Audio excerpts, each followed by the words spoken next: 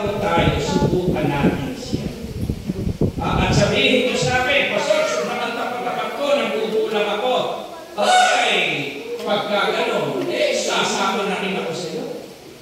Diba? Pero sa aking karanasan, ako sa nakikita ko, sa karanasan ko, talagang pag ang Diyos hindi magkukulang sa lahat ng aming pangangailangan. Amen? Amen? Diba? Ako ang aking home testimony, yun yung kasi aking dalawang sa Amerika nag-aaral. Yun yung kanilang tuition fee sa loob ng isang set. Makakapagtatapos na ng paulit-ulit na mag-aaral dito. So ngayon, ang nangyayari, kung kaya mag-tuition, saka dumarating yung kanilang talagang ibinibigay ng Panginoon.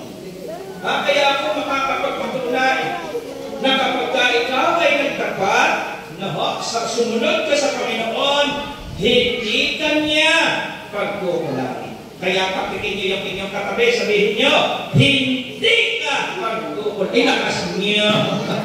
Natutulog na yun. Sabihin niyo, hindi ka pagkukulangin ng Panginoon. Subukan niyo. Kasi pagka hindi natin sinubukan, baka sabihin niyo, Pastor, nagbobola ka lang. Mga minamahal na mga kapatid, napakamahalaga. Kapag dumarating ang araw ng Sabat, ano sinasabi ng ating Panginoon? Hindi ka lalakad ng iyong sariling lakad. Ni hahanap ng iyong, sabihin niyo, sariling kalayuan o magsasalita ng iyong mga salita. Tingnan mo, sariling salita. Diba? Kaya kung may lakad ka, may date ka, natapat ang araw ng Sabat, ipagpaliban mo na. Halimbawa, may gimikan kayo. Hindi ba? Natapat ang araw ng Sabat, gigimik ka pa ba? Kinakausap kita. Nakikita ng sila. Diba? Bakit? Sapagkat ang araw ng Sabat, yan ay araw na para sa ating Panginoon. Bakit? Sapagkat ang araw ng Sabat ay po, Ezekiel, Kapitulo 20, talatang 12-20, ang araw ng Sabat ay po, araw. Na yan ay tanda ng Panginoon Diyos para sa kanyang bayang basa. Kung dito wala ng energy, hindi tumalabiyata, hindi tumalabang pansit. Basa, bukod dito'y ibinigay ko rin naman sa kanila ang aking mga sabat bilang isang basa, bilang isang tanda sa pagitan kuwan nila upang kanilang malaman na ako ang Panginoon na nagpapabanal sa kanila. Di ba nung kami mga estudyante, nakadorm kami, di ba? Lahat ng aking damit, may tatak. JC. Jude Canosa. A.K.A. Gabi. Talagang meron ka pa. Kahit saan mapong kayo aking sinapal, hahanapin ko. Alin? JC. Ganun din ang Panginoon. May tatak sa'yo. Ano yung tatak mo? Nako. Hindi na inaantok na sila. Ano yung tatak natin? Ang tatak natin ay walang iba. Kung hindi alin, hindi araw ng Linggo, hindi araw ng Lunes, Miyerkules, Biyernes. Ang ating tatak ay walang iba kung hindi ang araw ng Sabado. Kaya sabi sa ating Pepe, pasa inyong ingatang banal. Diba? Ingatang banal. Kaya ano ang ginagawa ninyo sa Sabado ng ating Panginoon? ba baka mamaya ginagawa niyo yung mga bagay na itong sarili. Kaya ang sabi ng Panginoon, inyong ingatan banal ang aking mga sabat upang ang mga iyon maging tanda sa pag-iagwa ninyo, upang inyong malaman na ako Panginoon. Mga minamahal kong mga kaibigan at mga kapatid, meron lamang kung isang reason kung bakit ang Sabat ay pinilisa. Ang reason, sapagkat ang araw ng Sabat ay palatandaan na ikaw ay kanyang nila. Ang araw ng Sabat ay palatandaan na tayo ay kanyang tinubos sa ating mga kasama. Ngayong gabi,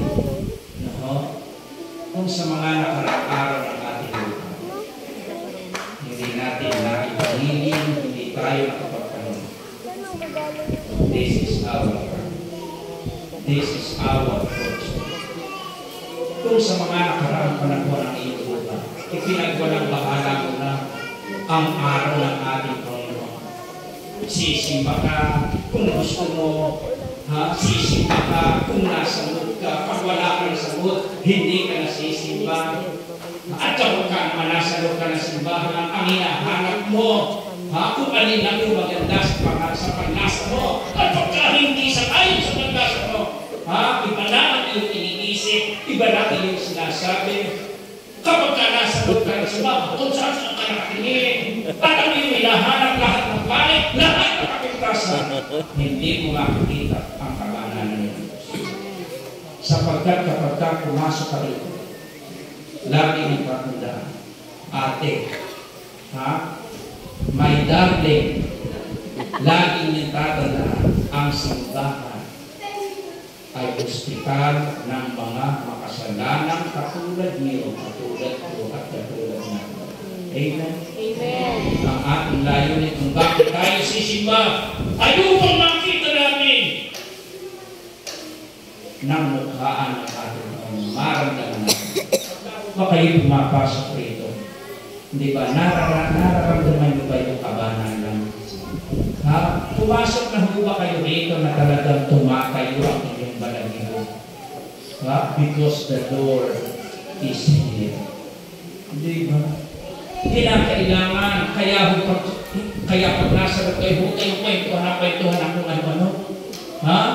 Kwentuhan kayo ng kwentuhan at ang iyo pa pinagkukwentuhan at ayan. Yung chismis na nasagap nyo sa inyong kapitbahay, dinala nyo pa sa loob ng simbahan. Di ba? Bakit pupunta pa kayo dito sa simbahan? Kung kayo dito sa loob ay magdagandanan, bakit pa pupunta kayo dito sa simbahan? Kung maghahanap lamang kayo ng mga kamalian, dapat pag pupunta kayo rito, ang inyong natin, maramdaman niyo yung presensya ng Panginoon. Ang kabanalan. Ikaw na pagpupunta ka dito sa simbahan, sino yung hinahanap? Si Mami.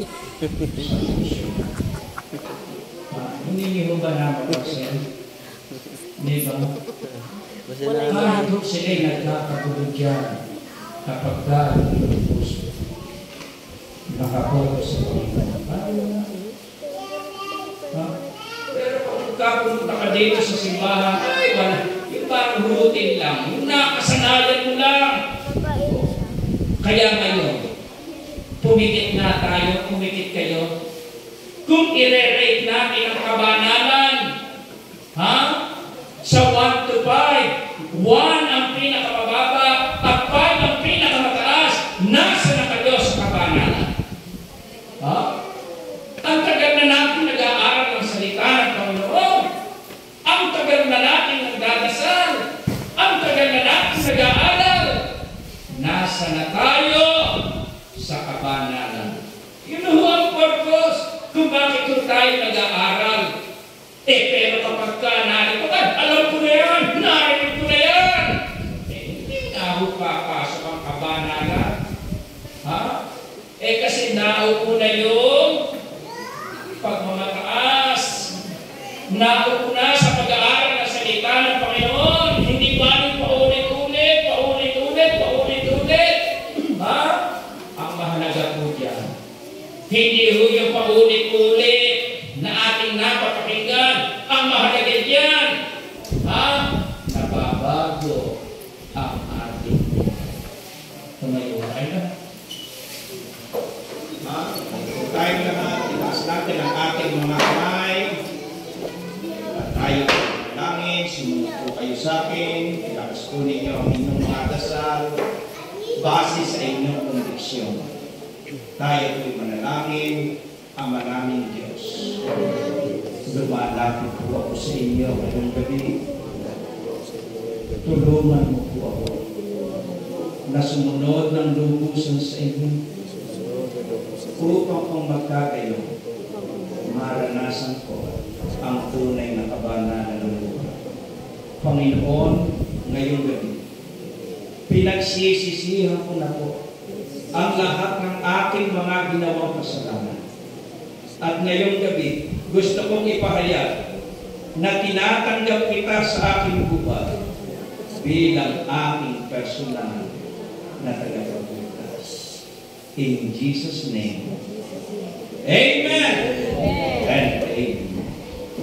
Maupo na po tayo at papakinggan po muli natin si Brother Ryan para sa pang-awit